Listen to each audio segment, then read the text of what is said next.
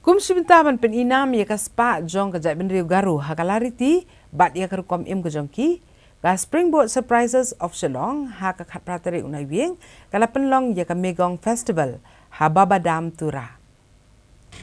Ya kini ka tamasa ka balai sengi la pli perda da menteri rang ba ka jela u konrad ke sangma ha ka balai dan lang u deputy head of mission embassy ka Sweden sha India u Gautam Bhattacharya ka chief secretary ka jela ka kong RV Suchang ki MLA ki bakan thop yo Thomas e sangma Marquis Marak bat ki bikibe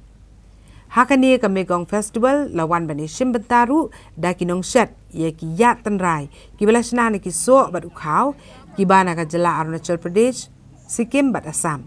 u menteri rangba u Konrad sangma ula pelat bat ba ya ka shap ni ka logo Meghalaya at 50 bat lapan bena bakani kata masa kadai kum kajing sedang jong kajing rakhi kajing dap sampau senam kajela bat kajing dap nyopusan senam jong kajing yo lak luit kiri India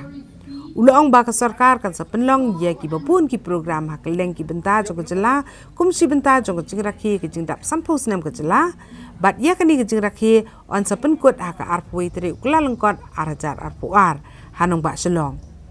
nalor kani ulaong ba kajing tei ya ka Tribal Research Institute ha chidegre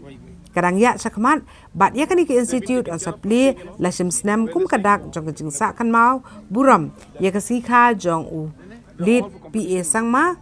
bat ulaong ru ba ya ka Megong Festival on Pynlong man la ka snam ban aila di pat ba ban yo i ke riti do store tanrai jong ki Jaidbynriew ba per ki badan hakatan stela mingi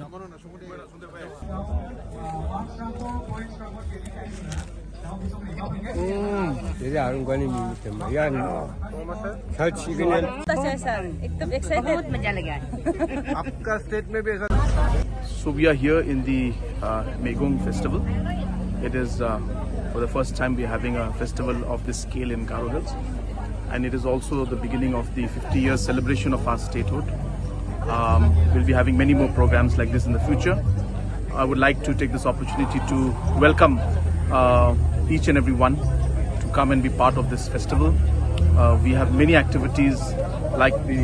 brewery competition where different participants have come from different parts of the northeast, and there are more than 50 stalls where different brews of different states are being given. So and there's a lot of music and there's a lot of culture. So therefore I would urge everybody to please come and be part of this festival. Thank you.